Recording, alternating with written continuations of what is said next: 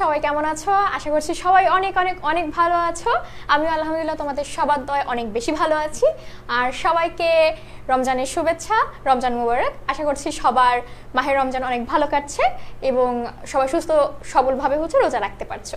তো আজকে যেহেতু আমাদের বাংলা ক্লাসটা একটু ইফতারের পরে আমরা নিতে চাচ্ছি, আর সবথেকে গুরুত্বপূর্ণ যে বিষয়টা সেটা হচ্ছে আজকে যেহেতু আমরা ইফতারের পরে ক্লাসটা নিয়ে এসেছি এবং পরবর্তীতে যেহেতু আমাদের তারাবির নামাজ রয়েছে, ঈশার নামাজ রয়েছে, সুতরাং একটু আমরা খুব তাড়াতাড়ি ক্লাসে জয়েন হয়ে যাওয়ার ট্রাই করব, যাতে আমাদের তারাবির নামাজ কিংবা ঈশার নামাজে কোনো রকমের কোনো ব্যাঘাত না ঘটে। তো আমিও চেষ্টা করবো যে নামাজের আগে ক্লাসটা শেষ করে দেওয়ার জন্য। এই জন্য আজকে হয়তো আমি একটু ফাস্ট যাব। তো আমি আশা করবো তোমরা একটু তাড়াতাড়ি ক্লাসে জয়েন হয়ে যাবে এবং ক্লাসে আমাকে একটু রেসপন্স করবে যে ইয়েস আমরা আছি। ঠিক আছে, ওকে।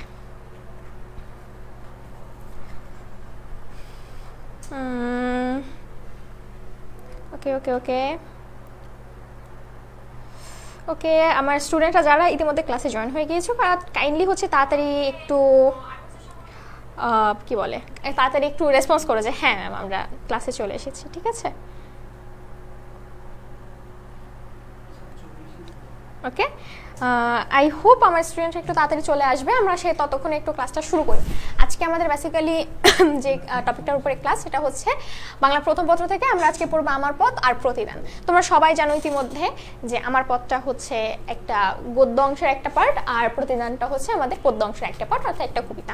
দুটো টপিকে খুবই ইন্টারেস্টিং, পাশাপাশি খুবই গুরুত্বপূর্ণ, পাশাপাশি খুবই বলা যায় যে একটু বোঝার ব্যাপার আছে, একটু জানার ব্যাপার আছে, একটু অন্য ওয়েতে একটু বুঝতে হবে। আদারওয়াইজ আসলে বেশিরভাগ স্টুডেন্টরা অ্যাকচুয়াল এই দুটার থেকে অ্যাকচুয়ালিটা আসলে করতে পারে না। ঠিক আছে, ওকে। প্রথমে আজকে আমরা শুরু করব আমার পদ। লিখেছেন কাজী নজরুল ইসলাম। অসম্ভব অসম্ভব অসম্ভব সুন্দর একটা সুন্দর শুধু নয়, চমৎকার একটা লেখনী। আজকে আমরা এই বিষয়ে একটু আলোচনা করবো, একটু কথা বলবো। তার আগে আমি একটু সবার কাছ থেকে জেনে নেব যে সবাই ইতিমধ্যে ক্লাসে জয়েন হয়ে গিয়েছো কিনা, আর সবার রমজান কেমন কাটছে আমাকে জানাও। ওকে, ক্লাসে জয়েন হয়ে গিয়েছে আব্দুল্লাহ আল মুইন বা মাইন, সরি, রাকিবুল ক্লাসে জয়েন হয়ে গেছে, সাব্বির হোসেন ওয়ালাইকুম আসসালাম ক্লাসে জয়েন হয়ে গেছে, আরমান খন্দকার ক্লাসে জয়েন হয়ে গেছে, ফাইজা ইসলাম মিন। ধন্যবাদ সবাইকে। আচ্ছা, আমরা একটু ক্লাসে চলে যাই। যে কথাটা বলছিলাম, আজকে আমাদের পড়ার যেহেতু দুইটা টপিক আছে, একটা আমার পদ, আরেকটা আমাদের প্রতিদান। আমরা তোমাদের কোর্সে যখন ভর্তি নিই তখন তোমাদের বলে দিয়েছিলাম আমাদের কোর্স শুধুমাত্র তোমাদের এইচএসসিদের জন্য নয়, আমাদের কোর্সে তোমরা পেয়ে যাচ্ছ বিশ্ববিদ্যালয়ের একটা আগাম প্রস্তুতি। তো এই বিশ্ববিদ্যালয়ের আগাম প্রস্তুতিটা শুধুমাত্র যে বিশ্ববিদ্যালয়ের পরীক্ষার কিছুদিন আগে থেকে আমরা শুরু করবো, ব্যাপারটা কিন্তু এরকম নয়। আমরা চেষ্টা করি যাতে তোমরা যখন আমরা প্রত্যেকটা টপিক ক্লাসে পড়াই, ওই টপিকটা যেন ওই ক্লাসেই শেষ হয়ে যায়। মানে বিশ্ববিদ্যালয়ের ওই ভর্তি কোচিংয়ে বা ভর্তির ওই টাইমটাতে আমরা কি পড়বো না পড়বো সেই বিষয়গুলোর জন্য আমরা কিন্তু একটা অবস্থা চেঞ্জ হয়ে গেছে মশায়। আচ্ছা, প্রবলেম নেই। তো আমরা একটু ট্রাই করব যে একটু ডিফারেন্ট ওয়েতে জানার, যাতে করে আমাদের একই সাথে এইচএসসি আর আমাদের অ্যাডমিশনের জার্নিটা কিন্তু একটু স্মুথ হয়। ওকে, আচ্ছা, তাহলে আমরা একটু ক্লাসটা শুরু করে দিই। ইতিমধ্যে আমাদের পরম বন্ধু মশা বাবাজি আমাদের স্লাইড চেঞ্জ করে দিয়েছে, আমার কষ্ট কমিয়ে দিয়েছে। আচ্ছা, ওকে, আজকে আমরা প্রথমে পড়বো লেখক পরিচিতি। একটু আগে যা বলছিলাম যে আমার পদটা পড়তে হলে আগে আমার পদটা লিখেছেন কে এই বিষয়টা একটু জানতে হবে, বা এই বিষয়টা একটু পড়তে হবে। ঠিক আছে, এই বিষয়টা একটু জানতে হবে বা এই বিষয়টা পড়তে হবে, কারণ আমাদের অ্যাডমিশন টেস্ট বলো কিংবা আমাদের এইচএসসি লেভেলের বলো, প্রত্যেকবারই কিন্তু আমরা দেখি যে কবি পরিচিতি থেকে বা লেখক পরিচিতি থেকে কিছু কিছু প্রশ্ন আমাদের থাকে, একটু ডিফারেন্ট কাইন্ডের প্রশ্ন থাকে, যেগুলো হয়তো আমরা জানি বা জানি না, যার জন্য একটু অ্যান্সার করা আমাদের জন্য টাফ হয়। যাতে টাফ না হয় সেই ক্ষেত্রে আমরা একটু দেখি। ঠিক আছে, একটু ডিফারেন্ট ওয়েতেই আমরা লেখক পরিচিতিটা এখানে সাজানোর ট্রাই করেছি। যেমন আমরা সবাই জানি কাজী নজরুল ইসলামের নাম, জন্মসাল, এক্সেট্রা এক্সেট্রা, কিন্তু আমরা কিন্তু আমাদের ভিতরে অনেকেই জানি না কাজী নজরুল ইসলামের ডাক নাম কি। ঠিক আছে, অথবা ডাক নাম জানলেও কিন্তু ছদ্মনাম জানি না। আমরা এখানে দেখতে পাবো কাজী নজরুল ইসলামের ডাক নাম কি, আমরা এখানে দেখতে পাবো কাজী নজরুল ইসলামের ছদ্মনাম কি। তো ডাক নাম আর ছদ্মনামের ভিতরে অনেকে একটু গোলমেল পাকিয়ে ফেলি। একটু খেয়াল করি যে কাজী নজরুল ইসলামের ডাক নাম দুঃখ মিয়া আর ছদ্মনাম ধূমকেতু। তিনি যেমন লিখটা এক একটা ধূমকেতুর মতন, মানে একদম বিস্ফোরক এক একটা লেখনী, ঠিক সেরকম তার ছদ্মনাম এই জন্য তিনি লিখেছিলেন লেখার ক্ষেত্রে ধূমকেতু। আসি তাহলে একটু জন্ম পরিচয়, জন্ম তারিখটা হচ্ছে 25শে মে 1899। একটু কাইন্ডলি খেয়াল করবে যে আমরা অনেক সময় শুধু ইংরেজিটা পড়ে চলে যাই, ঠিক আছে, শুধু ইংরেজিটা পড়ে চলে যাই। তোমাকে মাথায় রাখতে হবে ইংরেজিটার পাশাপাশি একই সাথে তোমার জন্য সমানভাবে গুরুত্বপূর্ণ হচ্ছে বাংলা, ঠিক আছে, বাংলাটা অর্থাৎ বাংলা সাল তারিখটা আমরা একটু দেখব। এবার আসে তার জন্মস্থানে, তার জন্মস্থান বর্ধমান জেলার আসানসোল মহকুমার চুরুলিয়া গ্রামে। এখন প্রশ্ন আসে, আমরা সবাই পড়ি, সবাই জানি, সবাই লাইন বাই লাইন দেখে যাই, কিন্তু যখন প্রশ্ন আসে যে হচ্ছে আমাদের কাজী নজরুল ইসলামের গ্রামের বাড়ি কোথায়, গ্রামের বাড়ি কোথায়, দেখো আমরা সবাই কিন্তু পড়ি যে বর্ধমান জেলার আসানসোল মহকুমার চুরুলিয়া গ্রাম। আমরা কিন্তু তখন পড়ে যাই গ্রামের বাড়ি, কিন্তু অ্যাকচুয়ালি গ্রামের বাড়িটা ওইভাবে মাথার ভিতরে থাকে না, আমরা একটা লাইন ধরে পড়ে যাই যে আসানসোল মহকুমার চুরুলিয়া গ্রাম, ঠিক আছে। এখন কোন জেলা কোন গ্রাম এটা একটু দেখে নেবে যে তার গ্রামের নামটা কি। ওকে, পিতৃ ও মাতৃ পরিচয় হচ্ছে পিতার নাম কাজী ফকির আহমেদ আর মাতার নাম হচ্ছে জাহেদা খাতুন।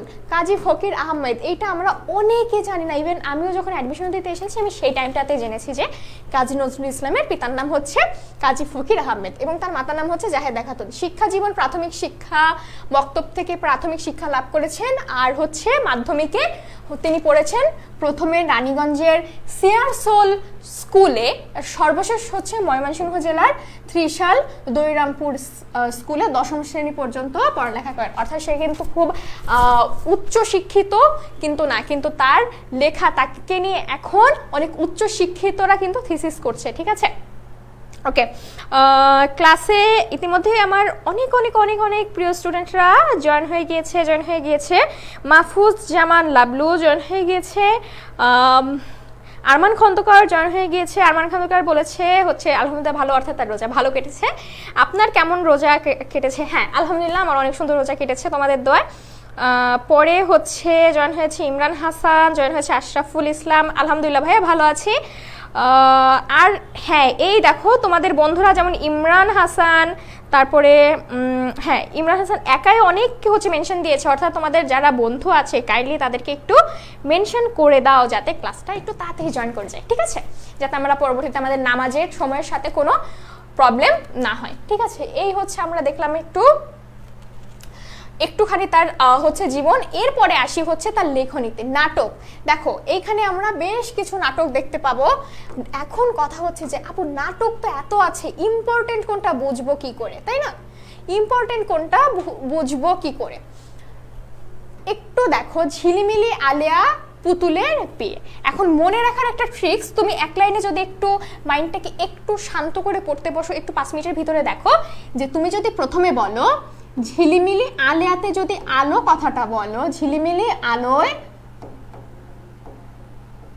আলোয় পুতুলের বিয়ে, ঝিলিমিলি আলোয় পুতুলের বিয়ে, এই একটা ট্রিক্সের মাধ্যমে তুমি কিন্তু নাটকটা একটু মুখস্থ করতে পারছো বা মনে রাখতে পারছো।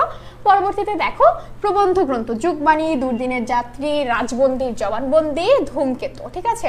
দেখো এগুলো হচ্ছে সব প্রবন্ধ গ্রন্থ। কোনটা আমাদের নাটক কোনটা প্রবন্ধ, এতে একটু বেসিক একটু ডিফারেন্স তোমাকে আমাকে করে রাখতে হবে, কারণ প্রশ্ন কিন্তু এখান থেকেই আসে। তোমার অ্যাডমিশনের প্রশ্ন আসতে পারে যে দুর্দিনের যাত্রী কার লেখনী, ঠিক আছে, এটা অনেক গুরুত্বপূর্ণ। এবার আসি তার জীবনী গ্রন্থের ভিতরে রয়েছে মরুভাস্কর, হযরত মুহাম্মদ সাল্লাল্লাহু আলাইহি সাল্লামের জীবনী গ্রন্থ, অনুবাদ রয়েছেন রুবাইয়াত ই হাফিজ, রুবাইয়াত ই ওমর খৈয়াম, এবং তার যে গানের সংকলন সেটা হচ্ছে বুলবুল, চোখের চাতক, চন্দ্রবী, নন্দ খুব সম্ভবত, কাজী নজরুল গীতি, সুরলিপি, গানের মালা, চিত্তমালা ইত্যাদি। এর ভিতর থেকে চিত্তমালা, চোখের চাতক আর হচ্ছে বুলবুল, এই কয়েকটা একটু কাইন্ডলি তোমরা মনে রাখবে, এই কয়েকটা একটু তোমরা মনে রাখবে, ঠিক আছে। আচ্ছা এবার আসি হচ্ছে তার পুরস্কারের সম্ভাবনা।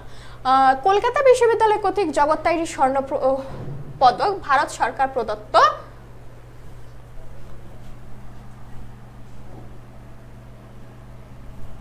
এক মিনিট, হ্যাঁ ভারত সরকার প্রদত্ত, একটু লেখাটা বোধহয় হয়ে গেছে, ভারত সরকার প্রদত্ত, ঠিক আছে। আচ্ছা, তার পুরস্কারটা গেল, এবার আসি হচ্ছে আমরা সরাসরি তার আমার পথ প্রবন্ধের মূল ভাবে, অর্থাৎ তোমাদেরকে হচ্ছে আমি এখন আমার পথ প্রবন্ধের মূল ভাবটা একটু ছোট্ট করে বলার চেষ্টা করব। কাজী নজরুল ইসলাম বেসিক্যালি ছিলেন এমন একজন মানুষ যিনি কখনো মাথা নিচু করে চলার মতো মানসিকতা নিয়ে জন্মাননি, কিংবা মাথা নিচু করে চলার মতো ব্যক্তিত্ব তার ভিতরে ছিল না। তো তিনি সবসময় চেষ্টা করতো যে জীবনে যতটুকু বাঁচা যায়, যত সময় পৃথিবীতে থাকা যায়, পৃথিবীর মানুষের জন্য কিছু করে যাওয়ার জন্য, সেটা বিভিন্নভাবে তিনি সেটা হচ্ছে এগুলো তার লেখনীর মাধ্যমে করার চেষ্টা করেছেন।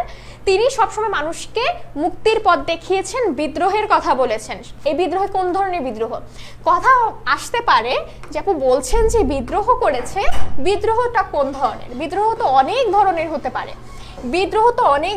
হতে পারে, এখন আমি হঠাৎ করে বাংলাদেশের অবস্থা সুস্থ সবল রয়েছে, আমি এখন হঠাৎ করে 3-4টা বোম মেরে দিয়ে বললাম যে হ্যাঁ আমি বিদ্রোহ করছি।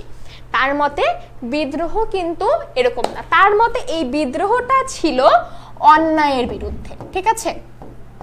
তিনি সবসময় মানুষকে শিক্ষা দিয়েছে যেখানে অন্যায় রয়েছে, যেখানে কি বলা যায়, যেখানে অন্যায় রয়েছে, যেখানে অনিয়ম রয়েছে, ঠিক সেই মুহূর্তে সেই জায়গায় দাঁড়িয়ে কোনো রকম 7-5 না ভেবে সরাসরি যাতে সেই মুহূর্তে সেই জায়গায় আমরা সেই বিষয়টার বিরুদ্ধে নিজের আওয়াজ তুলি, কথা বলি, সেই বিষয়টার অপর প্রান্তে বা অপর পক্ষে যে থাকুক দেখার কোনো দরকার নাই, সে প্রেসিডেন্ট হোক, ইউএসএর প্রেসিডেন্ট হোক, নিজের দেশের প্রেসিডেন্ট হোক, আমার নিজের ভাই বোন হোক, পরিবারের লোক হোক, আত্মীয় স্বজন হোক, আমার খুব খুব প্রিয় লোক হোক, কিচ্ছু দেখার দরকার নেই। তোমাকে মাথা উঁচু করে বাঁচতে হবে, নিজের জীবন নিয়ে বাঁচতে হবে, আর কখনো অন্যায়ের বিরুদ্ধে কি মাথা নত করা যাবে না। তিনি তার এই আমার পথ গ্রন্থে তিনি লেখনীতে তিনি এই সবই বলার চেষ্টা করেছে যে আমার পথ দেখাবে আমার সত্য, যে আমি সত্যের পথে আছি কিনা, আমি সঠিক পথে আছি কিনা, সেটা আমার পথ দেখাবে। আমি যদি অন্যায় করি, সেটা যদি আমি বুঝতে পারি, আপনি যদি প্রমাণ করতে পারেন যে আমি অন্যায় করছি, আমি সেই জায়গায় মাথা নত করে সরি বলে চলে আসতে রাজি আছি। কিন্তু যতক্ষণ না পর্যন্ত আপনি বলছেন বা আপনি প্রমাণ করতে পারছেন যে আমি অন্যায় করছি, তত সময় পর্যন্ত আমি অন্যায়ের বিরুদ্ধে থাকবো, আমি সত্যের পথে থাকবো। তিনি সবসময় বলতো যা সত্য তা সুন্দর, ঠিক আছে, যা সত্য তা সুন্দর। তিনি বলতেন যে হচ্ছে যে বিষয়গুলো সত্য, যে বিষয়গুলো যৌক্তিক, সেই বিষয়গুলোর পক্ষেই থাকা উচিত। এই জন্য আমরা তার এক একটা লেখনী, আমরা যদি তার বিদ্রোহ, তোমরা যদি তার বিদ্রোহ কবিতাটা পড়ে থাকো, তোমাদের এই বইয়ে আছে অসাধারণ এক একটা যে শব্দ চয়ন, অসাধারণ একটা শব্দ চয়ন। ও মাই গড, জাস্ট পড়ার সাথে সাথে মাথার ভিতরে জাস্ট ওই শব্দগুলো ঘোরাঘুরি করে যে আচ্ছা এই শব্দটা মানে কি, ওই শব্দটা মানে কি। যখনই শব্দগুলো নিয়ে একটু পড়াশোনা করবে বা একটু দেখতে যাবে, তখন তুমি বুঝতে পারবে যে কোন ধরনের মানসিকতা, কোন ধরনের অসম্ভব চমৎকার মানসিকতা নিয়ে সেই লেখকগুলো তিনি লিখেছেন, ঠিক আছে। ওকে, ঠিক আছে, অনেকে জয়েন হয়ে গিয়েছে আর অনেকে তাদের বন্ধুদের মেনশন দিচ্ছে, that's very good, very good. Okay, আচ্ছা, এই পর্যন্ত আমি হচ্ছে লেখক পরিচিতি বললাম, আর টুকটাক করে একটু প্রবন্ধের মূল ভাবটা আমি আমার ভাষায় বলার চেষ্টা করলাম। এখন হচ্ছে যাব আমরা লেকচার শিটে। এর ভিতরে কারোর যদি কোনো প্রশ্ন থাকে তোমরা হচ্ছে লিখতে পারো, আমি ততক্ষণে এই বিষয়টা একটু দেখতে থাকি, কারণ আমাদের ক্লাসটা একটু আজকে ফাস্ট যাবে, আমি শুরুতেই তোমাদেরকে বলে নিয়েছি। ওকে, আমার পথ প্রবন্ধের মূল ভাব। প্রবন্ধটি কাজী নজরুল ইসলামের সুবিখ্যাত প্রবন্ধ গ্রন্থ রুদ্রমঙ্গল থেকে সংকলিত। প্রশ্ন আসতে পারে এই লেখনীটা কোথা থেকে সংকলিত হয়েছে, বা সে যেখান থেকে সংকলিত হয়েছে সেটা আসলে কোন ধরনের গ্রন্থ। দেখো, প্রবন্ধ গ্রন্থ, ঠিক আছে, কি রুদ্রমঙ্গল থেকে সংকলিত হয়েছে। আমার পথ প্রবন্ধে কাজী নজরুল এমন এক আমির আহ্বান প্রত্যাশা করেছেন। আমি বলতে কি বলতো, এই আমি বলতে কি, এই আমি বলতে তুমি নিজে, তোমার নিজের সেই ব্যক্তিত্ব, ঠিক আছে, আহ্বান করেছেন যার পথ সত্যের পথ। সত্য প্রকাশে তিনি নির্ভীক, অসংকোচ, অর্থাৎ যা সত্য সেটা মানুষের মুখের উপরে বলে দিতে তার 1 সেকেন্ড সময়ও লাগে না, ঠিক আছে। সে সবসময় বলেছেন যা সত্য, যা আমার চোখের সামনে দেখতে পাচ্ছি সত্য, সেটা আমি বলতে আমার একটা সেকেন্ডও সময় লাগবে না। উপরন্তু আমি যদি সেই সত্যটাকে চেপে যাই, সেই সত্যটাকে হচ্ছে আমি একটু এড়িয়ে চলার চেষ্টা করি, যে এই সত্যটা যদি আমি এখন প্রকাশ করে দিই তাহলে আমার সামনে যে আছে তার সাথে আমার সম্পর্ক একটা বাধা পড়তে পারে বা আমার সম্পর্কে একটা অসুবিধাও হতে পারে।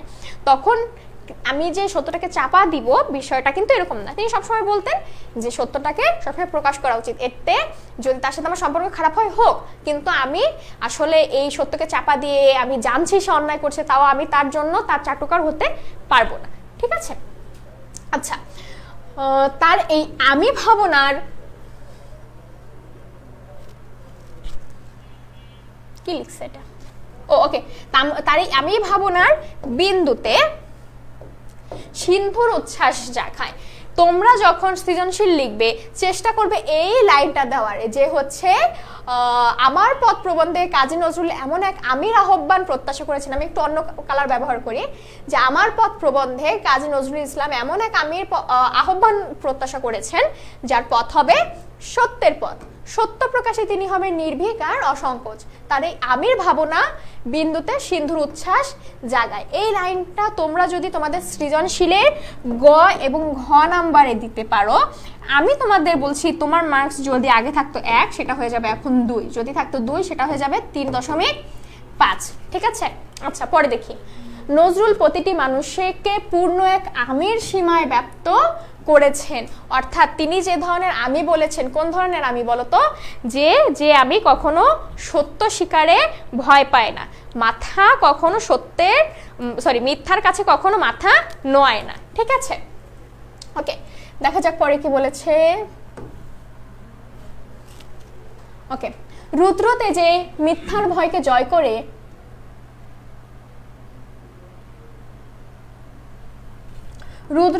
মিথ্যার ভয়কে জয় করে সত্যের আলোয় নিজেকে চিনে নিতে সাহায্য করে নজরুলের এই আমি সত্তা। ওই যে বললাম যে কখনো মিথ্যার কাছে নিজেকে বিক্রি না করে দিয়ে সবসময় সত্যের পথে থাকাই নজরুলের সব থেকে বড় বিষয়। নজরুল সবসময় চেয়েছে যে যেটা যৌক্তিক, যেটা সত্য, যেটা সুন্দর তার কাছে নিজেকে বিলিয়ে দিতে। কখনোই তার মতে কখনোই কিন্তু সে বলতে চাইনি বা বলেনি, এক কথা আমি বলবো বলেননি যে তোমরা হচ্ছে কি করো, মিথ্যার কাছে মাথা নত করো, কিংবা হচ্ছে তোমরা মিথ্যার কাছে হেরে যাও। তুমি তোমাকে একদম রিয়েলিস্টিক, যদি তোমাদেরকে তোমাকে যদি আমি একদম একটা রিয়েলিস্টিক ধারণা দিই যে হচ্ছে কিভাবে আমরা এই যে আমাদের রিসেন্ট বাংলাদেশের যে রিসেন্ট প্রেক্ষাপট দেখো তো, লাস্ট জুলাইও আমাদের প্রত্যেকটা ছাত্র জনতা, প্রত্যেকটা বাংলাদেশের আম জনতা কিভাবে মিথ্যার বিরুদ্ধে লড়াই করেছে। বাংলাদেশ সরকার বারবার তৎকালীন নিষিদ্ধ সরকার, আচ্ছা যাই হোক, বারবার বলেছে যে হচ্ছে পরিস্থিতি স্বাভাবিক আছে, পরিস্থিতি ঠিক আছে, কিছু হয়নি। বিএনপি জামাতের লোকজন এসব করার চেষ্টা করেছে, কিন্তু বাংলাদেশের জনতা কিন্তু তখন জানতো যে এই সব কিছু কি মিথ্যা। তখন তারা কিন্তু এই মিথ্যার বিরুদ্ধে কথা বলেছেন। ঠিক আছে? আচ্ছা, আশরাফুল ইসলাম আপু, সৃজনশীল কিভাবে লিখবো একটু বলেন। সৃজনশীল প্রত্যেকটা ক্লাসে তোমাদেরকে টপিকের শেষে বলে দেওয়া হয়, এর জন্য বলি প্রত্যেকটা ক্লাস করো, ইনশাল্লাহ বলবো। ঠিক আছে? সবাই হচ্ছে তাড়াতাড়ি একটু ক্লাসটা শেয়ার করে দাও। ঠিক আছে? যাতে হচ্ছে ক্লাসটা তোমাদের হারিয়ে না যায়, কারণ এই আজকের ক্লাসটা কিন্তু খুব বেশি গুরুত্বপূর্ণ। ঠিক আছে? ওকে, আচ্ছা দেখো পরে কি বলেছে। তার পথ নির্দেশক সত্য অভিনয়কে মেনে নিতে পারে কিন্তু অন্যায়কে সহ্য করে না। অর্থাৎ আমি যখন সত্য স্বীকার করব, আমাকে যদি আপনি তখন বলেন যে তুমি একটা বেয়াদব, আমি সেই বেয়াদবটা মেনে নিতে রাজি আছি, কিন্তু আমি কখনো অন্যায়ের সাথে আপোষ করতে রাজি নই। সমাজ ও সমকাল পর্যবেক্ষণের মধ্য দিয়ে প্রাবন্ধিক দেখেছেন যে সুস্পষ্টভাবে নিজের বিশ্বাস আর সত্যকে প্রকাশ করতে না জানলে তৈরি হয় পরনির্ভরতা। অর্থাৎ যখন আমি একজনের কথা চেপে যাব কিসের আশায়, যে এই তো আমাকে একটা ফান্ড ম্যানেজ করে দিতে চেয়েছিল কিন্তু এখন তো মনে হচ্ছে দিবে না, ঠিক আছে, তখন ঠিক আছে আমি ওর এই কুকীর্তিটা জানি, আমি আর মানুষের সামনে এটা প্রকাশ করব না, ঠিক আছে, বা আমি হচ্ছে মানুষকে এটা জানাবো না, ঠিক আছে, তখন তুমি হয়ে যাবে কি পরনির্ভর। আর এই জন্য সে বলেছে যে সত্য প্রকাশের যদি আমি প্রকাশ করতে না পারি তাহলে তৈরি হয় কি পরনির্ভরশীলতা, আহত হয় আমাদের ব্যক্তিত্ব। নজরুলের কাছে এই ভগ্ন আত্মবিশ্বাসের গ্লানি গ্রহণযোগ্য নয়, এর পরিবর্তে তিনি প্রয়োজনে দাম্ভিক হতে চান, কেননা তার বিশ্বাস সত্যের কেননা তার বিশ্বাস সত্যের দম্ভ যাদের মধ্যে রয়েছে তাদের পক্ষে কেবল অসাধ্য সাধন করা সম্ভব। অর্থাৎ তুমি যখন জানবে যে তুমি যখন জানবে যে আমি সত্যের পথে আছি, আমি যা বলছি ঠিক বলছি, আমি যা বলছি সেটা সঠিক বলছি, আমি রাইট, তখন পৃথিবীতে বাকি যা কিছু হয়ে যাক তোমার আর সেই বিষয়টা গায়ে লাগবে না। তুমি জানবে যে আমি ঠিক। যখন তুমি নিজের ভিতরে জানবে যে আমি ঠিক, তখন পৃথিবী ধ্বংস হয়ে গেলেও তুমি ঠিক আছে। পরে দেখো, নজরুল এই প্রবন্ধে দেখিয়েছেন যে তিনি ভুল করতে রাজি আছেন কিন্তু ভণ্ডামি করতে প্রস্তুত নন। এখনকার জেনারেশন ভণ্ড শব্দটা অনেকভাবে ব্যবহার করেন, কিন্তু নজরুল দেখাতে চেয়েছে যে আমি জানি যে ওই লোকটা অন্যায় করছে, তারপরেও একদম ওই লোকটার নাম একদম 3 রাত এমনি আমি গিয়ে যাচ্ছি। তিনি এই বিষয়টাকে কি বলেছেন? ভণ্ডামি। অর্থাৎ তিনি বলেছেন যে আমি ভুল করতে রাজি আছি কিন্তু আমি ভণ্ডামি করতে রাজি নই। ভুল যেন তাকে ঠিক বলে চালিয়ে দেবার অকপটা কিংবা জেদ তার দৃষ্টিতে ভণ্ডামি। ওই যে বললাম, এই ভুল ব্যক্তির হতে পারে, সমাজের হতে পারে, কিংবা হতে পারে কোনো প্রকার বিশ্বাসের। তবে যারই হোক, যেমনই হোক, এর থেকে বেরিয়ে আসাই নজরুলের একান্ত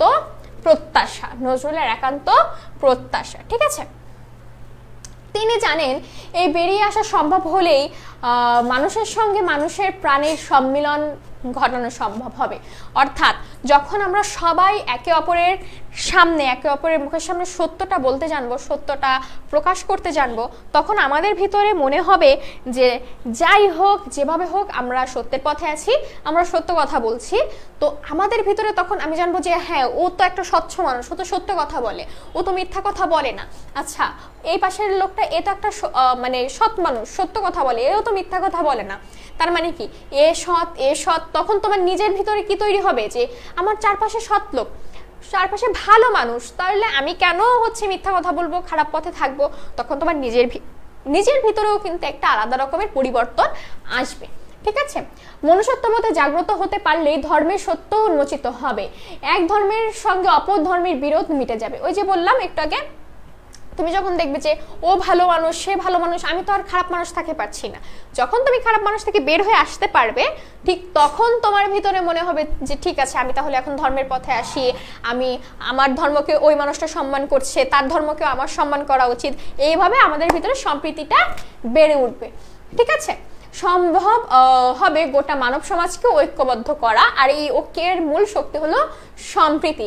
দেখো তিনি কি বলেছেন, একটু খেয়াল করো, প্রত্যেকটা লাইন একটু খেয়াল করে তোমাদেরকে দেখতে হবে যে তার এই ঐক্যের মূল শক্তি হলো সম্প্রীতি। তিনি কি বলেছেন? ঐক্যের মূল শক্তি সম্প্রীতি। ঠিক আছে, এই সম্প্রীতির বন্ধন শক্তিশালী হলে মানুষের মধ্যে সহনশীলতা বাড়ে, ভিন্ন ধর্মত পথের মানুষের প্রতি শ্রদ্ধাবোধ জাগে, আর এই সম্প্রীতির মধ্যে দিয়ে উৎকৃষ্ট মানব সমাজ গড়ে তোলা সম্ভব। ওকে, আচ্ছা,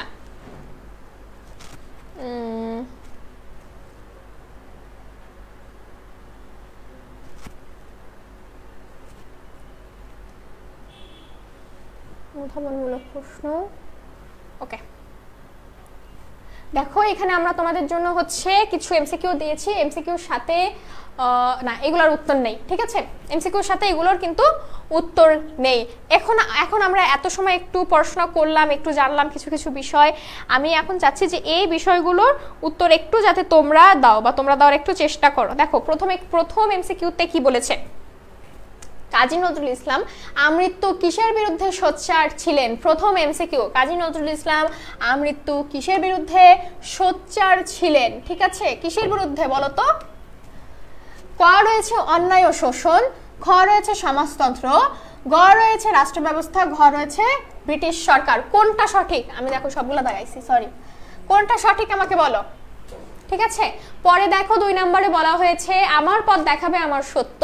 এই সত্য বলতে প্রাবন্ধিক কোন সত্যকে বুঝিয়েছেন? কয়ে রয়েছে অন্তরের, ক্ষয়ে রয়েছে জীবনের, গয়ে রয়েছে সমাজের, ঘয়ে রয়েছে বাইরের। ঠিক আছে, কোনটা? তোমরা একটু অ্যান্সার দেওয়ার চেষ্টা করো তো, একটু তোমাদেরকে টাইম দিচ্ছি। জাস্ট ক, খ, 1 খ, 2 ক, এভাবে যদি সম্ভব হয় তাহলে একটু এভাবে অ্যান্সার করার ট্রাই করো। ঠিক আছে, পরে দেখো ধূমকেতু কোনটিকে ধারণ করবে? ঠিক আছে, কয় রয়েছে ধ্বংস, ক্ষয় রয়েছে সাম্য, গয় রয়েছে সত্য, ঘয় রয়েছে ন্যায় নীতি। ঠিক আছে, 4 নম্বর প্রশ্ন রয়েছে কাজী নজরুল ইসলাম কোনটিকে নমস্কার জানিয়েছেন? তরুণ্যকে, নাকি সত্যকে, নাকি রাজভয়কে, নাকি লোকভয়কে? বলো তো, একটু অ্যান্সার দেওয়ার চেষ্টা করতো। আরমান খন্দকার, একটু বাবা একটু হচ্ছে এভাবে দেওয়ার চেষ্টা করো যে 1 এ 2 এ এভাবে, ঠিক আছে? 1 এ 2 এ এইভাবে হচ্ছে একটু দেওয়ার চেষ্টা করো।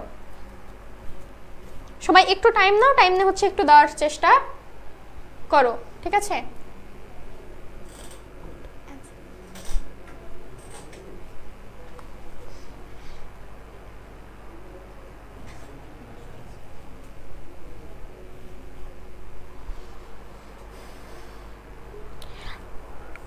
আরমান খন্দকার, ওকে ভাইয়া লেকচার 1 আর 2 কোথায় পাবো? তোমাদের গুগল ড্রাইভে আছে সব।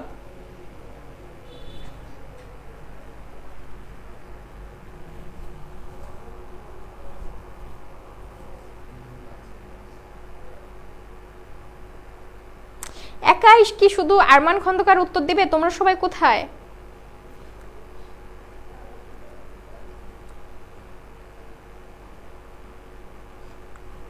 আমার বাকি স্টুডেন্টরা কোথায়?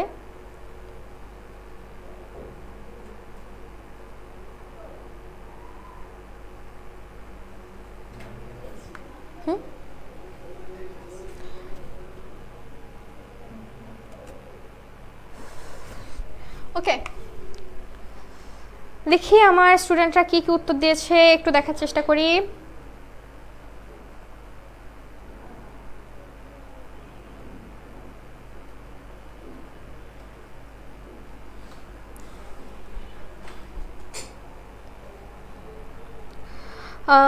তনিমা আক্তার আলো, আলো আখি, আরমান খন্দকার সবাই বলেছে একে হবে অন্যায় ও শোষণ।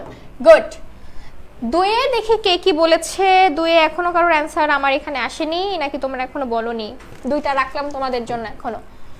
ধূমকেতু কোনটিকে ধারণ করবে? ধূমকেতু কোনটিকে ধারণ করবে?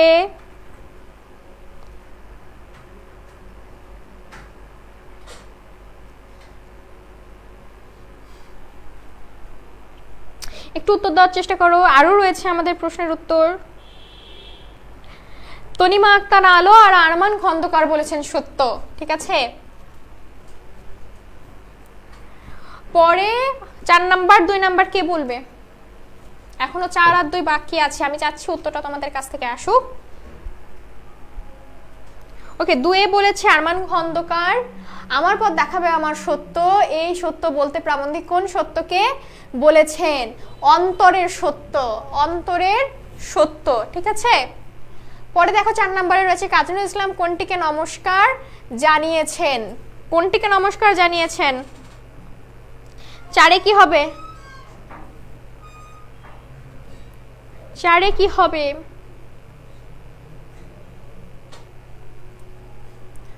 সত্যকে, ঠিক আছে? আচ্ছা, পরে যাই। ওকে, পরে দেখো ভুলের মধ্য দিয়ে কিভাবে সত্যকে পাওয়া যায়? ভুলের মধ্য দিয়ে কিভাবে সত্যকে পাওয়া যায়? বারবার ভুল করার মাধ্যমে, ভুল থেকে শিক্ষা গ্রহণের মাধ্যমে, ভুল চেপে রাখার মাধ্যমে, আর প্রাণ খুলে ভুল স্বীকার করার মাধ্যমে। ভুল থেকে শিক্ষা গ্রহণের মাধ্যমে। পরে এমসিকিউটা আমরা একটু দেখি যে আমার পথ প্রবন্ধে নিচের কোনটিকে, আমার পথ প্রবন্ধে নিচের কোনটিকে বিপথ বলা হয়েছে? উত্তর হবে সত্য বিরোধী পথ। তোমাদের লেকচার শিটে কিন্তু উত্তর নেই, আমি কিন্তু উত্তরটা বলে যাওয়ার চেষ্টা করছি, ঠিক আছে? কাকে চিনলে মানুষের মনে আপনা আপনি একটা জোর আসে? নিজেকে যখন তুমি চিনে যাবে তখন তোমার মনে একটা আপনা আপনি জোর চলে আসবে। অনেক সময় খুব বেশি বিনয় দেখাতে গিয়ে মানুষ কোনটিকে অস্বীকার করে ফেলে, নিজের সত্যকে অস্বীকার করে ফেলে, ঠিক আছে? আমি জানছি যে ওই মানুষটা অন্যায় করছে, আমি জানছি যে ওই মানুষটা একটা ভুল মানুষ, এরপরও কেন জানি না আমরা সবসময় ওই মানুষটাকে একদম লাল সালাম দিয়ে ভরিয়ে রাখতে চাই, আমি জানি না কেন।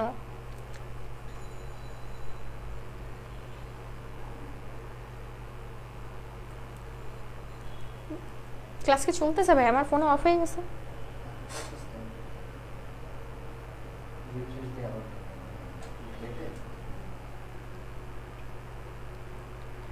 ওকে, পরে আমরা দেখি কি বলেছে।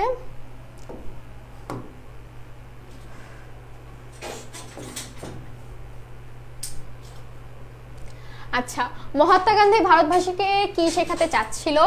আচ্ছা, এইখানে তোমাদের যে এমসিকিউ গুলো রয়েছে সবগুলো দেখতে পাবে হচ্ছে উত্তর দেওয়ার আমরা ট্রাই করেছি, এগুলো একটু স্কিপ করি আমরা। এইগুলা হচ্ছে তোমাদের এখানে পয়েন্ট এমসিকিউ রয়েছে, পরবর্তী 9 থেকে পরবর্তীগুলো তোমাদের জন্য উত্তর দেওয়া আছে, ঠিক আছে? ওকে, এবার দেখো অনুধাবনমূলক প্রশ্ন ও উত্তর, অর্থাৎ খ নাম্বারের প্রশ্ন আর উত্তর।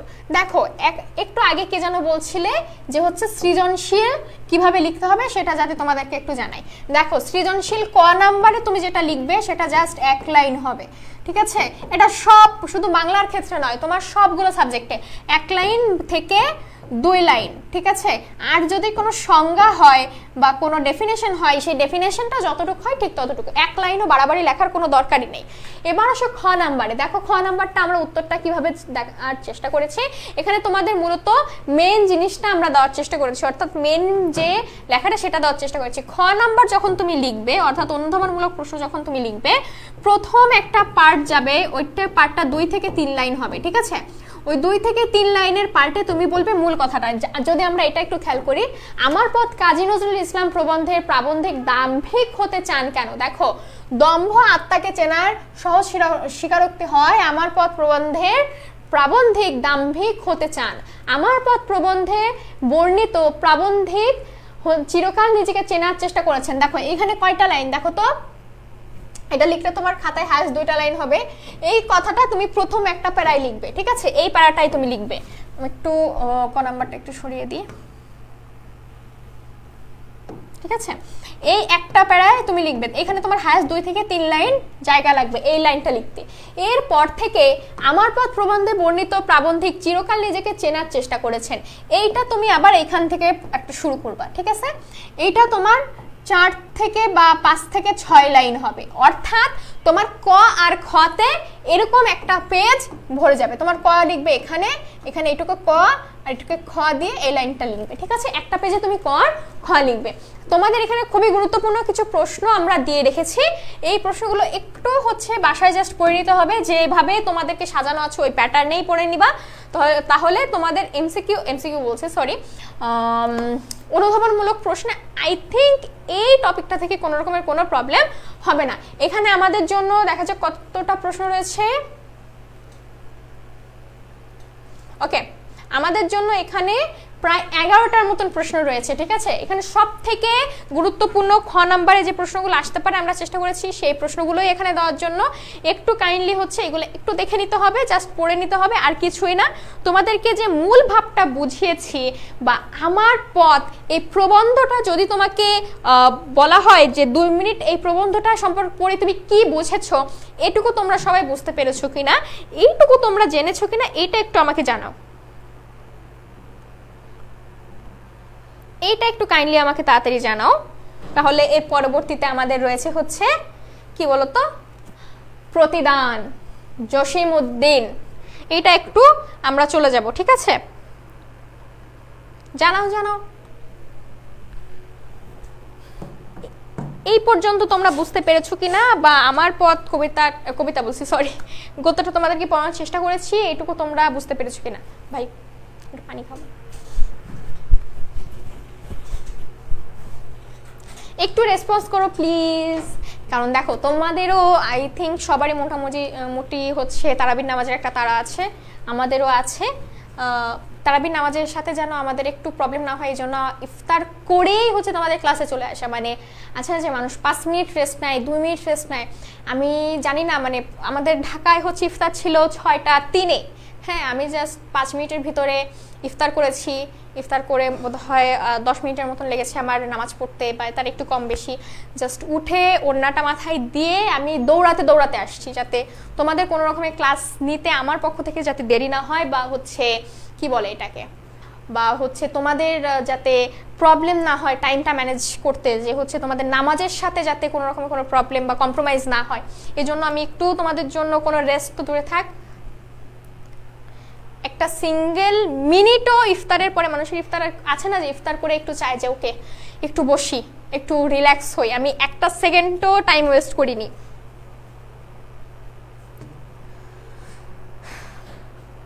আরমান খন্দকার, তোমাদের প্রত্যেকটা লেকচার শেষে লেকচার পিডিএফ শিট তোমরা গুগল ড্রাইভে পেয়ে যাবে ইনশাল্লাহ। এটা নিয়ে কখনোই হচ্ছে প্রবলেম করার দরকার নেই, মেসেঞ্জারে জানাবো ইনশাল্লাহ। এখন বলো তোমাদের হচ্ছে আমি যেটা তোমাদের কাছে যেটা প্রশ্ন করেছি সেই প্রশ্নের আমি এখন উত্তর পাইনি। আমি জানি না স্টুডেন্টরা ইদানিং যেটা প্রশ্ন করি তারা সেই প্রশ্নের উত্তর দেয় না কেন, আল্লাহ পাক জানে। আচ্ছা তোমরা হচ্ছে একটু বলবে কাইন্ডলি যে আমার পথ প্রবন্ধটার মূল ভাবটা তোমরা হচ্ছে বুঝতে পেরেছো কিনা মোটামুটি করে।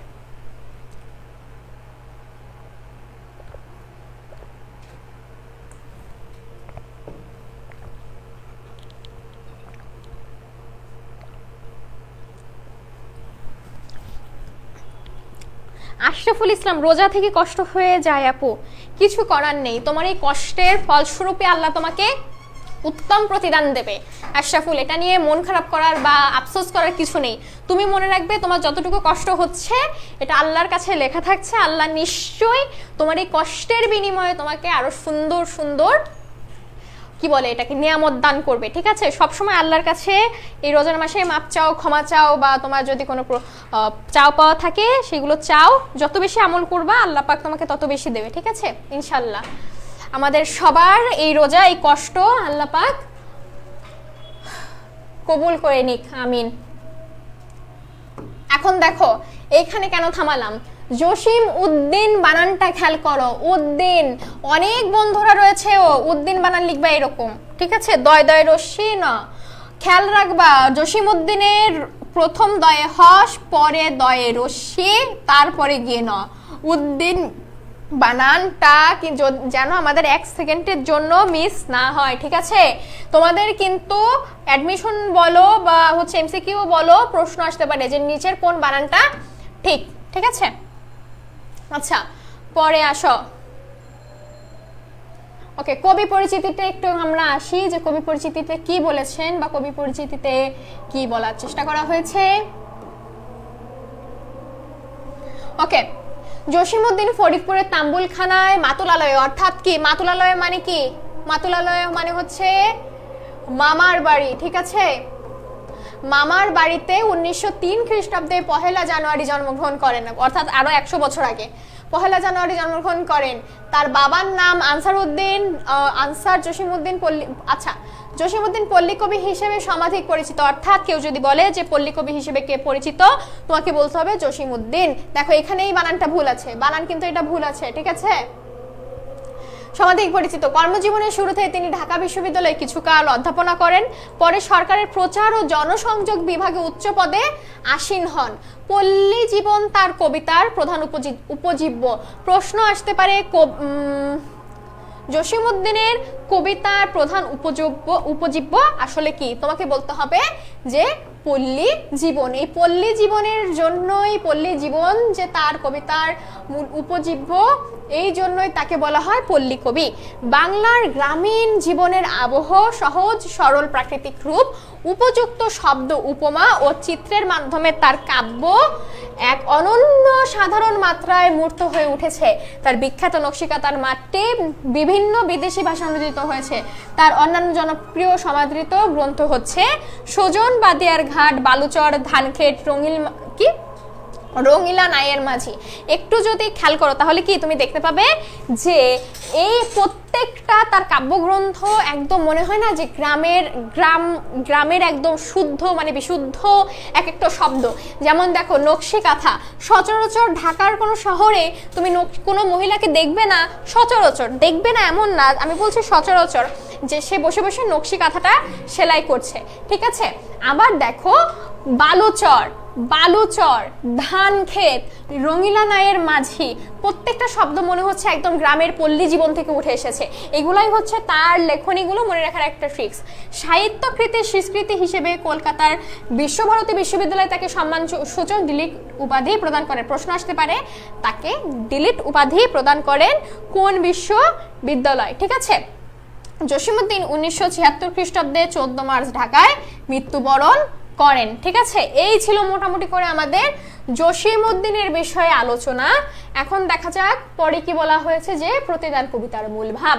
আচ্ছা, এই মূল ভাবটা একটু আমি আমার ভাষায় 2-1 মিনিট একটু বলার চেষ্টা করি, তোমরা একটু বোঝার চেষ্টা করো। ঠিক আছে, কারণ যখন তুমি যে কোনো বিষয়ের মূল ভাব বুঝে যাবে, যে কোনো বিষয়ের মূল ভাব যখন তুমি বুঝে যাবে, তখন তোমার কাছে ওই বিষয়টা নিয়ে আলোচনা শুনতে হোক, আলোচনা করতে হোক, কিংবা পরীক্ষার সময় লিখতে হোক, তোমাকে কিন্তু তখন আর লাইন বাই লাইন ওইভাবে পড়তে হবে না। তুমি জাস্ট যখন আগে যেগুলো পড়া ছিল, যেগুলো একটু মার্কার করা ছিল বা একটু মার্ক করা ছিল যে এইগুলা পড়ার দরকার বা এমসিকিউতে এগুলো আসতে পারে, জাস্ট একটু চোখ বুলিয়ে গেলে তোমার জন্য কিন্তু সেগুলো ইজি হবে।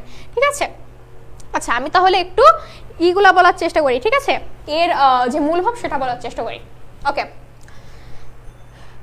জসিমউদ্দিন তার জীবনে লেখনীগুলা ছিল সম্পূর্ণ রকমের গ্রামীণ পরিবেশ থেকে উঠে আসা।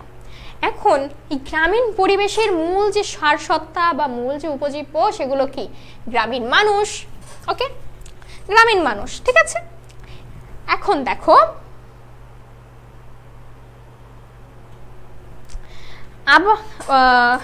দেখো গ্রামীণ মানুষের সব থেকে যে গুণ বলো বা সব থেকে মানে কি বলে একটা নোটিস করার মতন বিষয় বলো, গ্রামের মানুষ সহজ সরল হয় বা হতো, যাই বলে না কেন, আমি এখনো বলছি হয়। ঠিক আছে, তো এই গ্রামের মানুষের ভিতরে আসলে হিংসা, তারপরে প্রতিহিংসা, তারপরে হচ্ছে প্রতিশোধ, এই বিষয়গুলো একটু কি ছিল? কম ছিল। ঠিক আছে, তো গ্রামের মানুষকে যখন সে পর্যবেক্ষণ করে বা তার নিজের বেড়ে ওঠাও গ্রামে, তখন সে নিজে ফিল করে কি বলতো, যে ওকে ঠিক আছে, গ্রামের মানুষ কখনো ওইভাবে প্রতিশোধ নিতে চায় না। মশা এত উপকার কেন করছে আমাদেরকে? ওকে, ওইভাবে মানুষ প্রতিশোধ নিতে চায় না, কিংবা আমরা বলতে পারি যে ওইভাবে মানুষ কি বলে এটাকে, ওইভাবে মানুষ আসলে মানুষের সাথে হিংসাত্মক মনোভাব প্রকাশ করতে চায় না। ঠিক আছে, এইসব হচ্ছে সে যখন দেখলো, তখন সেই কবিতার মাধ্যমে সে বোঝাতে চেয়েছে একটা নিজের আমি সত্তাকে তুলে ধরে, যে তুমি যদি দেখতে পাবে, তুমি কবিতার ভিতরে বিভিন্ন লাইন আছে যে আমার এই ঘর ভাঙে আছে, যে বা আমি বাঁধি তার ঘর, তারপরে আমাকে যে ফুল দিয়েছে, কাঁটা দিয়েছে, তার বিনিময়ে আমি তাকে ফুল দিচ্ছি, আমি যাকে আপন করতে সারা বিশ্বে কেঁদে কেঁদে বেড়াই, সে আমাকে মনেই রাখে না। প্রত্যেকটা লাইনের ভিতরে তোমরা দেখবে, অর্থাৎ সে এখানে ওই গ্রামের মানুষের চরিত্রটাকে তুলে ধরে সে বোঝাতে চেয়েছে যে আমাদের প্রত্যেকের উচিত যে কখনোই মানুষের বিরুদ্ধে কখনো রাগ, অভিমান, ক্ষোভ পুষে না রাখা, তাদেরকে ক্ষমা করে দেওয়া। অর্থাৎ আমার সাথে খারাপ করলেও, আমার সাথে কোনো নেগেটিভ আচরণ করলেও, আমি যাতে একটা পজিটিভ আচরণ করে, যাতে ওই মানুষটার ভিতরে একটু হলেও আমার এই পজিটিভ আচরণটা একটু ইফেক্ট ফেলে। ঠিক আছে, এখন দেখি হচ্ছে আমাদের লেকচার শিটে কি বলেছে।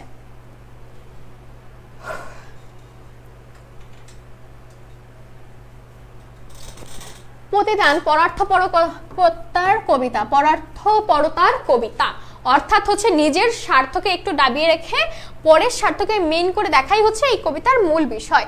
এই কবিতা ব্যক্তি স্বার্থ বিসর্জন দিয়ে অন্যের জন্য নিজেকে নিবেদনের শিক্ষা দেয়। পরার্থপরতাই জীবনের প্রকৃত উদ্দেশ্য হওয়া উচিত। পরমত সহিংসতা, সহনশীল, পরার্থপর মানুষই প্রকৃত সুখী। ঠিক আছে, সমাজ সংস্কারে বিদ্যমান হিংসা, বিভেদ, বৈষম্য সব ভুলে যাওয়া উচিত। আচ্ছা, তিনি বলতে চেয়েছেন যখন তুমি নিজের স্বার্থকে কি বলে এটাকে, উচ্চারণ হচ্ছে না, জলাঞ্জলি দিতে পারবে, ঠিক তখন ওই সময়টাতে তুমি আরেকটা মানুষের স্বার্থকে, যখন নিজের স্বার্থকে একটু বড় করে দেখতে পাবে, তখন তুমি ফিল করবে যে ইয়েস, আমার হচ্ছে এখন খুব নিজের স্বার্থকে একটু এক সাইডে রেখে আমার অন্য একটা মানুষের স্বার্থ নিয়ে ভাবা উচিত, অন্য একটা মানুষের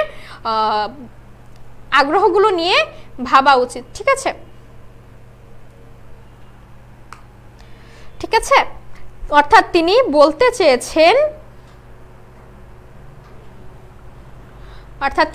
চেয়েছেন যখন তুমি অপর একটা মানুষের স্বার্থকে দেখতে পাবে ও তার জন্য তাকে উপকার করবে, তখন আল্লাহ পাক বা হচ্ছে কোনো একটা শক্তি তোমার উপকার করবে। ঠিক আছে, আচ্ছা দেখো পরে কি বলা হয়েছে। কবিতায় বর্ণিত হয়েছে প্রাপ্তিতে নয় পরোপকারের মাধ্যমেই রয়েছে সত্যিকারের সুখ। অর্থাৎ আমি একটা জিনিস পেয়ে গেলাম, একটা জিনিস নিয়ে মারামারি করলাম, কাটাকাটি করলাম, ওই বিষয়টা আমি পেয়ে গেলাম, ওই পেয়ে যাওয়ার থেকে ওই জিনিসটা যদি আমার কারোর একটা ভালোর জন্য ছেড়ে দিতে হয় তাহলে সেটাই হচ্ছে আমার সত্যিকারের সুখ।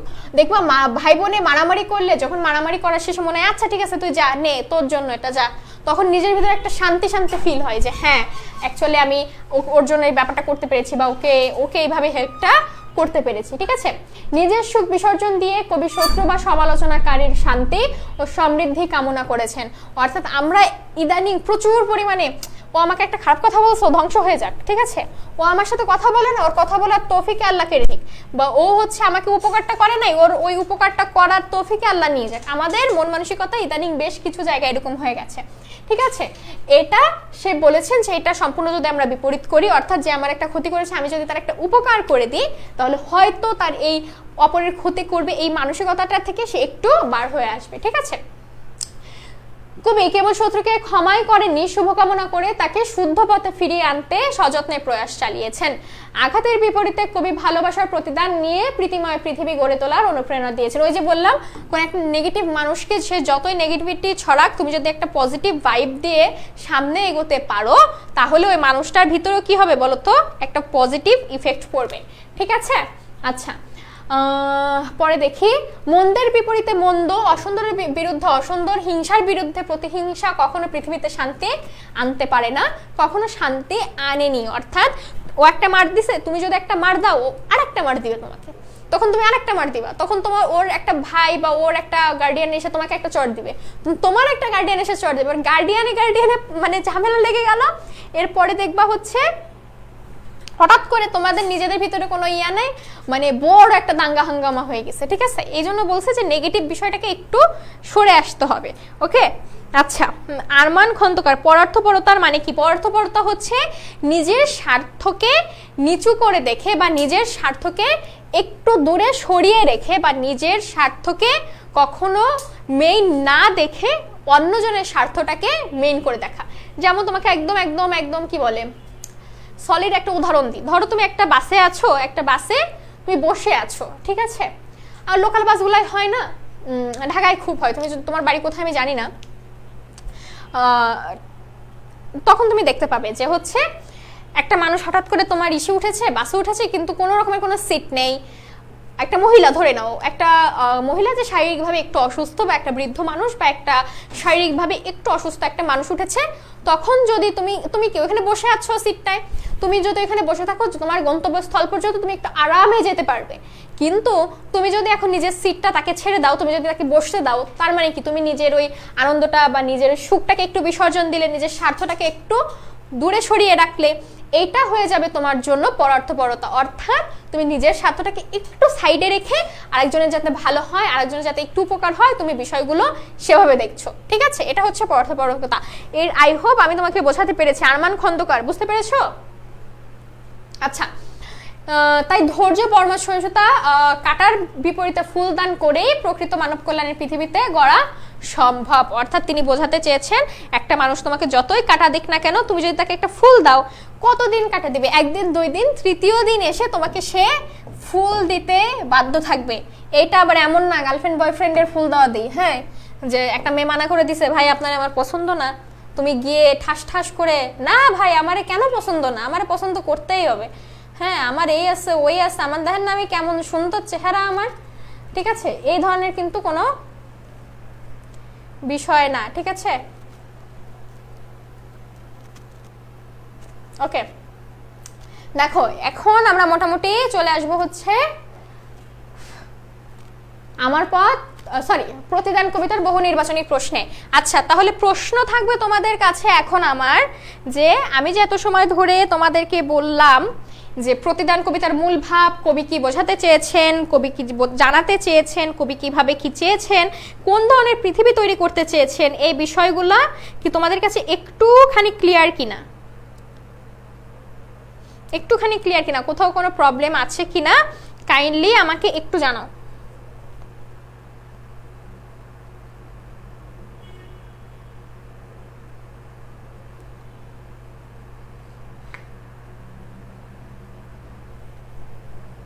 একটু কাইন্ডলি জানাও।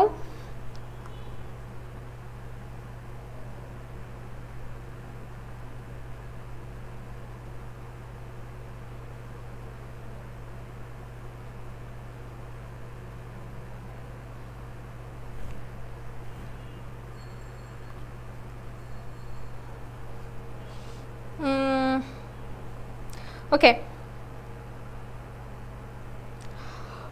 নাবুয়াত হাসান, ফ্রি ক্লাস কখন কখন হয় এগুলো হচ্ছে একটু পেজে বা কোথাও মানে হ্যাঁ পেজে একটু মেসেজ করে জেনে নিতে হবে ভাইয়া, ঠিক আছে? ওকে, সবাই ক্লিয়ার? সবাই ক্লিয়ার তো? ওকে, তাহলে আমি একটু সামনে আগাই, ঠিক আছে? আচ্ছা, আমাদের হচ্ছে এরপরে আমরা একটু কথা বলবো বহু নির্বাচনী প্রশ্ন নিয়ে। আজকে লেকচার শিটটা একটু দেখে মনে হবে অনেক বড়, কিন্তু অ্যাকচুয়ালি কিন্তু অতটা বড় নয়। মানে মেইন টপিকটা যদি তুমি মেইন মূল ভাবটা যদি বুঝতে পারো তাহলে বিষয়টা তোমার কাছে একদমই। আপু ক্লাসটা একটু তাড়াতাড়ি শেষ করেন, নামাজে যাব। ইনশাল্লাহ ভাইয়া, আমিও চেষ্টা করছি ক্লাসটা খুব তাড়াতাড়ি শেষ করার জন্য। আচ্ছা, প্রতিদান কবিতায় কবি অন্যের ঘর বেঁধে দিতে চান কেন? প্রতিদান পাওয়ার জন্য, নিজের অভ্যাসগত কারণে, সুন্দর পৃথিবী বিনির্মাণে, আর অর্থালোভের বাসনায়। আমরা কবিতায় দেখেছি সুন্দর পৃথিবী বিনির্মাণের জন্য। প্রতিদান কবিতায় কবি কেঁদে বেড়ান কেন? আপনজনের জন্য ব্যর্থ হয়েছেন বলে, পরকে আপন করতে যে কুল ভাঙেছে কি ভেঙেছে বলে। আচ্ছা, আমরা কবিতার ভিতরে পাই যে আপন করিতে কাঁদিয়া বেড়ায় যে মোড়ে করেছে পর, এরকম একটা লাইন আছে যে আপন করিতে কাঁদিয়া বেড়ায় যে মোড়ে করেছে পর, অর্থাৎ পরকে আপন করতে। প্রতিদান কবিতায় সোহাগ জড়ানো কি? সোহাগ জড়ানো ফুল মালঞ্চ। আমরা যখন কবিতাটা একটু পড়বো তখন আমরা এগুলো দেখতে পাবো। যখন লেকচার শিটটা পেয়ে যাবে একটু কাইন্ডলি তাড়াতাড়ি লেকচার শিটটা দেখে নেবে, ঠিক আছে? দেখো পরে কি বলা হয়েছে, প্রতিদান কবিতায় পরকে কবি কি করতে চেয়েছেন? ঘৃণা, আপন, পর, অবজ্ঞা। পরকে কি করতে চেয়েছেন? কবিতার লাইন একটু আগে বললাম যে আপন করিতে কাঁদিয়া বেড়ায় যে মোরে করেছে পর। প্রতিদান কবিতায় আমারে কুল ভাঙিয়াছে যে বা আমি তার কুল বাঁধি। চরণটির সার্থকতা কোথায়? অনিষ্টকারীর প্রতি ক্ষমা ও উদারতায়, অনিষ্টকারীর প্রতি সহনশীলতায়, অনিষ্টকারীর প্রতি করুণা, অনিষ্টকারীর প্রতি অনুরাগে, ক্ষমা আর উদারতায়। প্রতিদান কবিতায় আপন করিতে কাঁদিয়া বেড়ায় যে মোরে করেছে পর, এই পঙ্ক্তিতে কি প্রকাশিত হয়েছে? আপন করিতে কাঁদিয়া বেড়ায় যে মরেছে করেছে পর, ক্ষমাশীল, অহংকার, আন্তরিকতা, গ্লান। 6 নম্বরটা তোমরা উত্তর দিবে, ঠিক আছে? আচ্ছা, প্রতিদান কবিতায় কবি পথে পথে কাকে খুঁজে ফিরেছেন? যে কবির ঘর ভেঙেছে, যে কবির বুকে আঘাত করেছে, যে কবির ঘুম কেড়েছে, যে কবিকে পথের বিভাগী করেছে। একটা লাইন আছে দেখবা কবিতায়, যে মোড়ে করেছে পথের বিভাগী, পথে পথে আমি ঘুরি তার লাগি বা খুঁজি তার, এরকম কিছু একটা আছে, ঠিক আছে? ওকে, 6 নাম্বারটা তোমরা উত্তর দেবে যে প্রতিদান কবিতায় আপন করিতে কাঁদিয়া বেড়ায় যে মরেছে কর পঙ্ক্তিতে কি প্রকাশিত হয়েছে? অপশন আছে ক্ষমাশীলতা, অহংকার, আন্তরিকতা, গ্লান, ঠিক আছে? আমি একটু তাড়াতাড়ি আগাচ্ছি। প্রতিদান কবিতায় যে মোরে করিল পথের বিভাগী, এর পরবর্তী চরণ কি? যে মোরে করিল পথের বিভাগী, ওই যে বললাম যে মোরে করিল পথের বিভাগী, পথে পথে আমি ঘুরি তার লাগি, পথে পথে আমি ফিরি তার লাগি, পথে পথে আমি পথে পথে পথে পথে পথে আমি পথে পথে আমি ফিরি তার লেগে। যে ক নাম্বার দেখছো, এরকমই কিন্তু কোশ্চেন আসবে। ক নাম্বার কোশ্চেনটা কিন্তু একটা ট্রিকি কোশ্চেন, ঠিক আছে? জসীমউদ্দিনের পৈতৃক নিবাস কোথায়? এটাও হচ্ছে, আচ্ছা এটা তো উত্তর দেওয়া আছে, গুড। এখানে তোমার দেখো এমসিকিউ তো গুলোতে উত্তর দেওয়া আছে, ঠিক আছে? উত্তরগুলো জাস্ট একটু দেখে নেবে। ওকে, আমাদের হচ্ছে বেশ কিছু 15টার মতন এমসিকিউ আছে আর খ নম্বরের প্রশ্ন আছে, ঠিক আছে? ওকে, আচ্ছা, খ নম্বরের প্রশ্ন যে কথাটা আমি বলছিলাম, আমি 2 নাম্বারটা একটু তোমাদেরকে বুঝিয়ে দেওয়ার চেষ্টা করি। যে হচ্ছে তোমাদের এইখান থেকে অর্থাৎ প্রতিদান থেকে যদি তোমাদের কি বলে এটাকে, প্রতিদান থেকে যদি তোমাদের অনুধাবন প্রশ্ন আসে কিভাবে লিখবে, দেখো প্রশ্নটা একটু খেয়াল করো। যে মোড়ে করিল পথের বিভাগী, পথে পথে আমি ফিরিতার লাগি, ব্যাখ্যা করো। অর্থাৎ এইখানে তোমাকে দুইটা পার্ট করতে হবে। দেখছো আমরা দুইটা পার্ট করে দিয়েছি, এটা একটা পার্ট, এইটা একটা পার্ট। মনে রাখবে এই পার্টটা যত ছোট হবে, যত ছোট কথায় তুমি এক্সাক্ট উত্তর দিতে পারবে, তোমার জন্য বিষয়টা তত ইজি হবে, ঠিক আছে? এইটা যদি তুমি একদম কারেক্ট ভাবে লিখতে পারো অল্প লাইনে, এখানে তুমি পাবে হচ্ছে 1 নাম্বার, ঠিক আছে? এরপরে তুমি যে কথাটা এইখানে 1 লাইনে লিখেছো, সেই কথাটা তোমাকে কিছু লাইনে এইভাবে এইভাবে এইভাবে মিনিমাম 5 থেকে 6, 6 থেকে 7 হলে বেশি ভালো হয়। ওয়াও, মিলে গেছে না? আচ্ছা 5 থেকে 6 বা 6 থেকে 7 তুমি যদি এরকম 7টা লাইন এখানে লিখতে পারো, অর্থাৎ এই যে মেন কথাটা লিখেছো তার ব্যাখ্যা হিসেবে, তাহলে এখানে তুমি পেয়ে যাবে 1, অর্থাৎ 1 + 1 হয়ে যাচ্ছে তোমার 2। এখানে তোমার 2 মার্কস কেউ নিতে পারবে না। ঠিক সেইভাবে গ নাম্বারে তোমার 3টা পার্ট লিখতে হবে, অর্থাৎ এইভাবে 1 লাইনে তোমাকে মেন কথাটা বলতে হবে, 2 নাম্বারে তোমাকে উদ্দীপক থেকে একটু আলোচনা করতে হবে, 3 নাম্বারে তোমার পঠিত বিষয় থেকে একটু আলোচনা করতে হবে, আর উপসংহার টেনে দিতে হবে। তখন তোমার প্যারা হবে 3টা প্যারায় যদি ঠিকঠাক লিখতে পারো মার্কস পাবা 3। ঘ নাম্বারে একই সাথে তোমার প্যারা করতে হবে 4টা, অর্থাৎ ঘ নাম্বারে আমরা সবসময় দেখে থাকি একটা তুলনামূলক আলোচনা আসে, ঠিক আছে? তুলনামূলক আলোচনা আসে যে হচ্ছে অমুকের সাথে অমুকের বৈসাদৃশ্য আছে কিনা যথার্থতা দেখাও। তখন তোমার ক নাম্বারে বলতে হবে যে যদি যথার্থতা থাকে তাহলে বলতে হবে হ্যাঁ যথার্থতা আছে, যদি না থাকে তাহলে নেই, ঠিক আছে? তখন তোমার উদ্দীপকে আলোচনা করতে হবে একটা প্যারায়, আরেকটা প্যারায় আলোচনা করতে হবে তোমার পঠিত বিষয় যেটা সেটা, আরেকটা প্যারায় তোমার এই যে 2টা বিষয় থেকে তুলনামূলক একটা আলোচনা করতে হবে, পরে একটা উপসংহার তুমি টেনে দিতে পারো। তখন ওইখানে তোমার প্যারা হয়ে যাবে 4টা। ওই 4টা প্যারায় তুমি পার প্যারায় 1 করে পাবে। এইভাবে যদি লেখো তুমি একটা সৃজনশীল প্রশ্ন 10, ওই 10-এর ভিতরে মিনিমাম 9 ওঠানো তোমার দ্বারা সম্ভব। অনেকে 9.5 এবং 10-এ 10ও পেয়ে থাকে যদি তুমি বানান লেখা সুন্দর করে লিখতে পারো, ঠিক আছে? আই হোপ যাদের প্রশ্ন ছিল সৃজনশীল কিভাবে লিখবো, আমি তোমাদেরকে মোটামুটি করে একটু বলতে পেরেছি, ঠিক আছে? ওকে,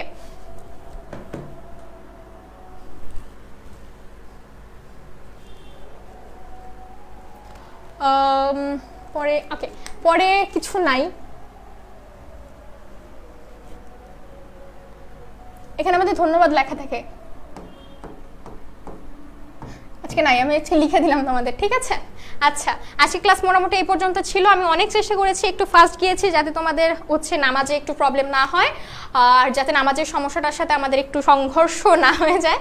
আচ্ছা, আমি আশা করছি আমি মোটামুটি তোমাদেরকে টপিক দুটো বোঝাতে পেরেছি। আর যদি কোনো সমস্যা থাকে তাহলে কাইন্ডলি হচ্ছে তোমাদের যে মেসেঞ্জার ডিসকাশন, কোন টাইমে অফিসে মেসেঞ্জার ডিসকাশন গ্রুপ রয়েছে, সেই গ্রুপে একটু হচ্ছে আমাদেরকে নক করবা যে এই বিষয়গুলোতে আমি জানতে পারি নাই বা বুঝতে পারি নাই, ঠিক আছে? আর আজকে ক্লাসটা কেমন লেগেছে আমাকে অবশ্যই জানাবে, যেহেতু আমি রোজা থেকে ক্লাস নিয়েছি, আমি জানি না তোমাদেরকে কতটা ভালো ক্লাস নিতে পেরেছি। আমাকে যদি তুমি একটু জানাও যে আমার ক্লাসটা কেমন লেগেছে, তাহলে আমার জন্য তোমাদের পরের ক্লাসে সেই একটা এনার্জি নিয়ে আসার একটা ব্যবস্থা থাকে, ঠিক আছে? তা আমি তোমাদের কাছে আশা করছি তোমরা একটু কাইন্ডলি আমাকে জানাবে যে আমার ক্লাসটা কেমন লেগেছে, কোথাও ইমপ্রুভের প্রয়োজন আছে কিনা, বা কোথাও তোমরা বুঝতে পারোনি এই ধরনের কোনো ব্যাপার আছে কিনা, ঠিক আছে? আর যদি কোথাও তোমরা বুঝতে না পারো তাহলে আমাদের মেসেঞ্জার ডিসকাশন গ্রুপ তো রয়েছেই, যে কোনো সমস্যা আমরা 24 ঘন্টা তোমাদেরকে পার্সোনাল মেন্টরিং করবো ইনশাল্লাহ। আর আই হোপ যে আজকের পরবর্তী নামাজ তোমাদের খুব ভালো কাটবে, আর কালকে পরবর্তী রমজানের জন্য সবাইকে শুভেচ্ছা, দোয়া করি সবাই ভালো থাকো, সুস্থ থাকো। আসসালামু আলাইকুম।